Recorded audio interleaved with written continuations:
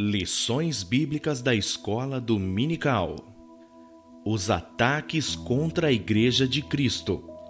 As sutilezas de Satanás nestes dias que antecedem a volta de Jesus Cristo.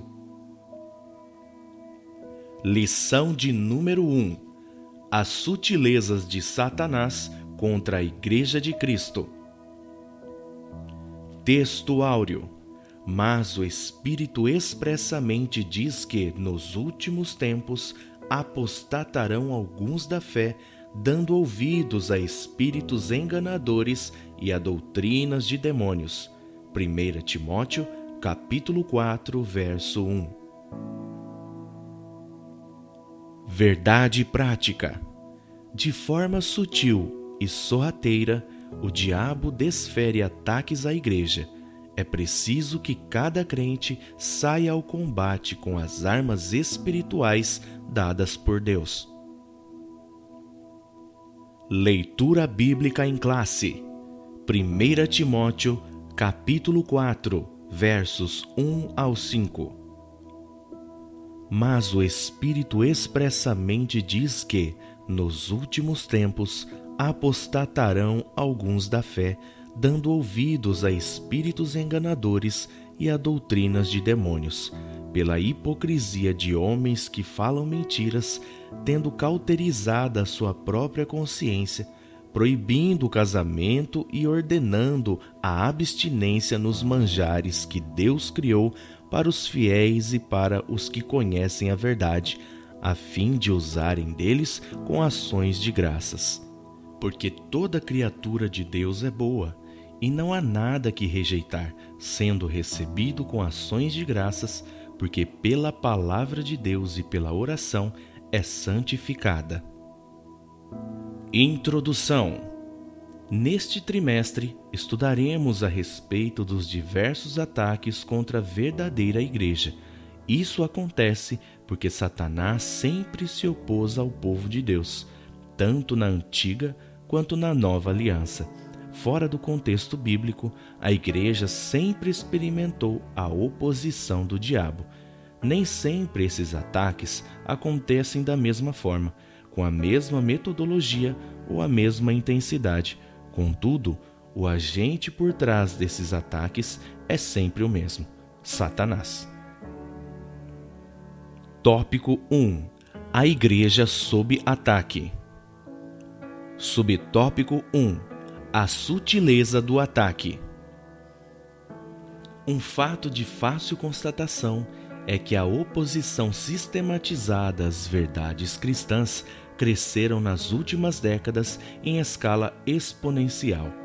Se em anos passados as perseguições e conflitos bélicos eram os instrumentos usados, hoje isso acontece de forma muito mais sutil. Elas ocorrem, por exemplo, com a normalização de comportamento e práticas contrárias à fé cristã. Subtópico 2. O alerta para o povo de Deus. Um fato de fácil observação nas Escrituras é que Deus sempre manteve seu povo sob alerta. No Antigo Testamento, por exemplo, nada acontecia com o povo de Deus sem que fosse avisado. Os alertas e advertências sempre vinham. Isso pode ser visto tanto em relação a pessoas quanto a grupos. Durante a monarquia, esses avisos e advertências vieram de uma forma muito mais intensa através do ministério dos profetas. Na sua primeira carta a Timóteo, Paulo escreveu sobre o grande alerta que o Espírito Santo dava à igreja. O Espírito expressamente diz, 1 Timóteo, capítulo 4, verso 1. O advérbio grego retus, traduzido como expressamente, possui o sentido de claramente, sem sombras de dúvida. O Espírito do Senhor, portanto, faz conhecido ao seu povo os perigos que o cercam. Subtópico 3. A igreja na reta final. A sutileza de Satanás ao atacar a Igreja de Cristo, é um fato claramente revelado pelo Espírito Santo. Deus preveniu a Igreja de que isso aconteceria. Não há razão, portanto, para surpresas. Foi previsto e registrado nas Escrituras. Além desse fato, o Senhor também mostra que isso aconteceria nos últimos tempos. A expressão últimos tempos é uma referência ao período compreendido como sendo a era da Igreja. Nesse aspecto, o apóstolo Pedro disse que o derramamento do Espírito fazia parte dos eventos dos últimos dias. E de forma semelhante, o apóstolo Paulo descreve como os homens se comportariam nos últimos dias. A precisão com que foram descritos esses sutis ataques de Satanás contra a Igreja e não a referência a dia e hora deveria servir de alerta máximo para nós. A profecia é bem clara e objetiva em descrever comportamentos, ações e práticas que marcariam esse tempo final. Se o apóstolo Paulo, que viveu há mais de 2000 anos, disse já vivenciar os últimos dias, o que a Igreja pode dizer dessa presente época? Não estaríamos na reta final? Na última volta da corrida? Tópico 2. A natureza do ataque. Subtópico 1. O ataque é de natureza espiritual. Em sua exposição, o apóstolo faz referência a espíritos enganadores e demônios. Não há nenhuma dúvida que é uma referência aos espíritos maus, aqui também chamados de demônios. Isso revela a natureza dos agentes envolvidos nos ataques que são feitos à Igreja, Satanás e seus demônios. Os maiores inimigos da Igreja são seres sobrenaturais. Nesse sentido, podemos também dizer que a natureza desse ataque é espiritual. De fato, ao escrever aos Efésios, o apóstolo Paulo diz que a nossa luta não é contra a carne ou sangue, mas contra os principados e potestades do mal. Subtópico 2. O ataque é de natureza moral. Outra coisa a ser levada em conta sobre a natureza do ataque à Igreja, que revela a sutileza do diabo. Esse também é um ataque moral. O apóstolo faz referência a pessoas que se comportam de forma hipócrita e que também são mentirosas. Esses comportamentos se encontram na esfera moral. Na verdade, a hipocrisia e a mentira são manifestações inversas das virtudes morais cristãs da autenticidade e da verdade. A operação do erro sempre trabalha com a falsidade e o engano. Paulo também demonstra a esfera moral desse ataque quando faz referência àqueles que têm cauterizada a sua própria consciência. O termo grego suneidesis, usado aqui para consciência, é uma referência à capacidade humana de julgar, de entender o certo e o errado.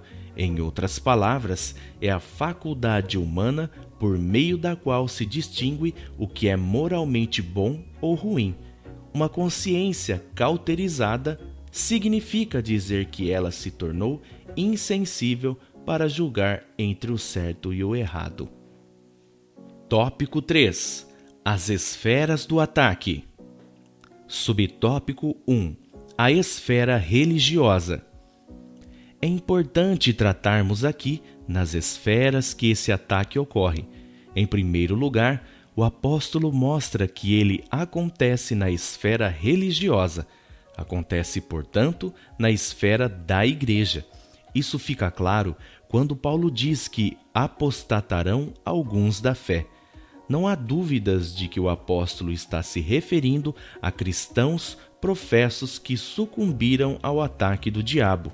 E o que é pior, agora estão a serviço dele. Aqui os principais inimigos do Evangelho vêm de dentro da própria Igreja. Não é de admirar que as pessoas que mais causam danos e escândalos ao Evangelho sejam aquelas que já lutaram em suas trincheiras. Contudo, por alguma razão, abandonaram a fé e se tornaram inimigo da igreja. Certamente você conhece alguém assim. Subtópico 2. A esfera social. Outra esfera do ataque de Satanás à igreja é a social. Isso pode ser visto na expressão de Paulo, proibindo o casamento. 1 Timóteo, capítulo 4, verso 3.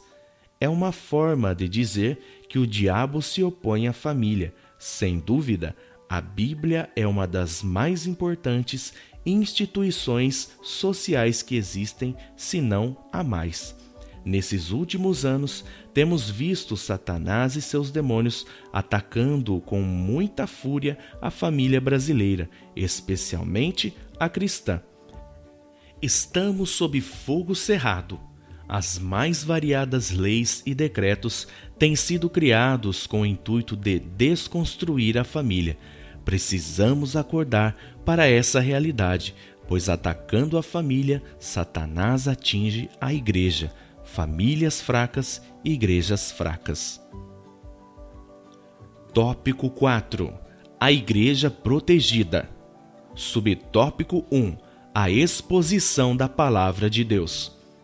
O apóstolo Paulo põe duas importantes armas ou ferramentas capazes de neutralizar os ataques do diabo: a palavra de Deus e a oração.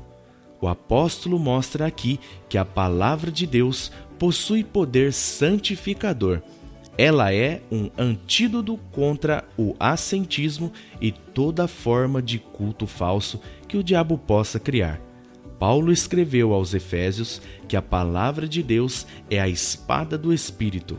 Sem essa palavra, estaríamos desarmados. Não há dúvida que o maligno tem levantado vantagens sobre muitos cristãos porque estes não demonstram perícia no manuseio da palavra de Deus. Subtópico 2. A prática da oração. Outra ferramenta apontada pelo apóstolo, a qual já nos referimos antes, é a oração. As reuniões menos frequentadas na igreja são aquelas dedicadas à oração. Alguém já disse que o círculo de oração começou quando a igreja, como um todo, deixou de orar. Portanto, persevere na oração, uma arma espiritual importante contra as sutilezas de Satanás. Conclusão. Nesta lição, vimos que o diabo tem atacado a igreja de formas sutis. Essa é uma realidade que cada cristão precisa se conscientizar. Se não tivermos consciência de que estamos sob ataque, não veremos a necessidade de nos defendermos. É preciso, portanto, conhecer a natureza desse ataque e a esfera na qual ele ocorre e, o mais importante, munir-se das armas espirituais para ganhar essa guerra.